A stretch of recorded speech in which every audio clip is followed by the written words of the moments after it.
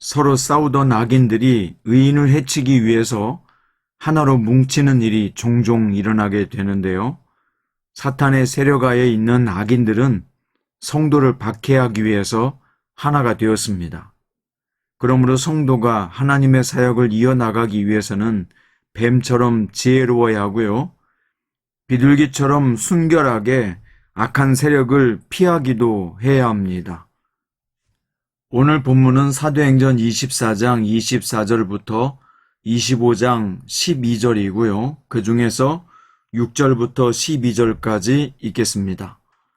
베스도가 그들 가운데서 8일 혹은 10일을 지낸 후 가이사랴로 내려가서 이튿날 재판자리에 앉고 바울을 데려오라 명하니, 그가 나오매 예루살렘에서 내려온 유대인들이 둘러서서 여러 가지 중대한 사건으로 고발하되 능히 증거를 대지 못한지라. 바울이 변명하여 이르되 유대인의 율법이나 성전이나 가이사에게서나 내가 도무지 죄를 범하지 아니하였노라 하니, 베스도가 유대인의 마음을 얻고자 하여 바울더러 묻되 내가 예루살렘에 올라가서 이 사건에 대하여 내 앞에서 신문을 받으려느냐. 바울이 이르되 내가 가이사의 재판자리 앞에 섰으니 마땅히 거기서 신문을 받을 것이라. 당신도 잘 아시는 바와 같이 내가 유대인들에게 불의를 행한 일이 없나이다.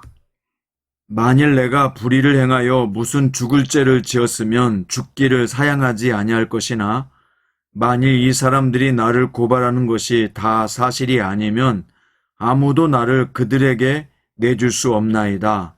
내가 가이사께 상소하노라 한데, 베스도가 배석자들과 상의하고 이르되 네가 가이사에게 상소하였으니 가이사에게 갈 것이라 하니라. 아멘.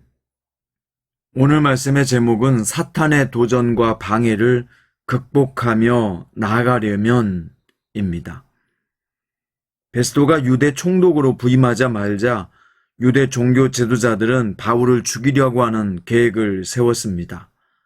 그래서 그들은 가이사랴에 있는 바울을 예루살렘으로 옮겨줄 것을 베스도에게 부탁합니다. 그 길에 매복했다가 바울을 살해하려는 작정이었습니다. 베스도 입장에서는 새로 부임한 곳에 유력자들이 하는 부탁이므로 거절하기 난처했습니다. 총독으로서 유대 지도자들과 좋은 관계를 맺는 것이 자신에게 유익했기 때문이죠. 유대 종교 지도자들과 베스도 총독의 이해관계가 서로 맞아떨어져서 바울을 예루살렘으로 이송하려는 계획이 시행될 뻔했습니다. 이와 같이요, 악인들은 각각의 이득을 위해서 서로 힘을 합쳐 불의를 행하고 의인을 해치려는 일에 힘을 모으고 있습니다. 예수님을 십자가에 처형할 때도 그랬습니다. 다윗은 메시아에 대한 시에서 세상의 군왕들이 나서며 관원들이 서로 꾀하며 여호와와 그의 기름 부음 받은 자를 대적한다라고 시편 2편에서 예언했고, 이것은 로마 관원들과 유대인들이 작당하여 죄 없는 예수님을 십자가에 못 박는 사건으로 성취되었습니다. 이와 같이요, 성도들은 하나님 앞에 의를 행하고 복음을 전하며 말씀대로 살고자 할 때 악한 자들의 모함과 도전을 받게 됩니다. 그래서 바울은 디모데후서 3장에서 경건하게 살고자 하는 자는 박해를 받을 것을 각오해야 한다고 당부하기도 했습니다. 그러므로 성도는 의를 행하다가 말씀대로 살다가 악인에게 박해받는 것을 이상하게 여기지 말고요, 담담하게 받아들이면서 믿음으로 극복해 나가야 합니다. 자, 이어서 바울을 암살하려는 유대인들의 계획은 성공할 것처럼 보였습니다. 그런데 베스도가 바울에게 예루살렘에 가서 신문 받을 거냐고 물었습니다. 그런데 바울은 로마 시민권자의 권리를 이용해서 가이사 황제 앞에 가서 재판을 받겠다고 신청했습니다. 바울은 유대인들의 속셈을 알고 있었으므로 예루살렘이 아니라 로마 본토에 가서 재판을 받겠다고 한 것입니다. 그렇게 이 사건은 유대 총독 베스도의 손을 떠나게 됩니다. 바울의 권리의 이행은 유대 총독의 권한을 벗어나는 법적 권리였기 때문입니다. 바울의 요청으로 로마 관원들은 바울을 로마까지 무사히 호송해야 할 책임이 생겼습니다. 그래서 유대인들의 암살 계획은 무산되고 만 것입니다. 자, 이것을 통해서 우리가 무엇을 알 수 있습니까?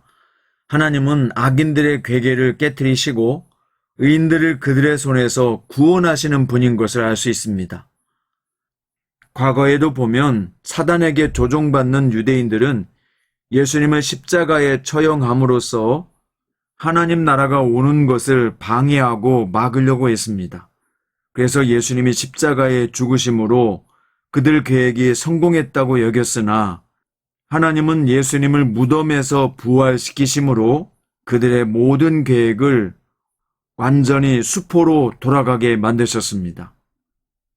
자, 한편 바울은 가이사 앞에서 재판을 받는 것은 그의 마지막 사명이 되었습니다.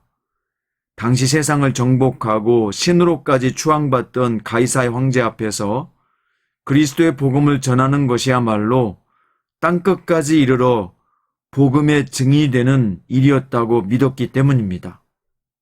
사랑하는 성장큐티 가족 여러분, 구원과 하나님의 나라를 향한 하나님의 계획과 뜻은요, 어떤 사탄의 방해에도 반드시 승리하게 되어 있습니다.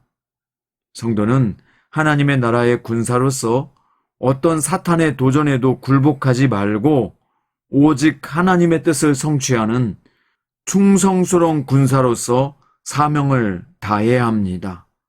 오늘 여러분과 저에게 충성스러운 군사의 사명이 계속해서 이어지고 나타나게 될 수 있기를 바랍니다. 나의 삶 속에서 하나님의 뜻을 성취하는 충성스러운 군사의 자세와 삶이 무엇인지 적용하고 실천해 볼 수 있기를 바랍니다. 말씀의 결론입니다. 성도가 사탄의 역사를 자세히 알지는 못하지요. 하지만 하나님의 거룩하신 뜻에 따라 순종하면 사탄의 역사를 파하고 이길 수 있습니다.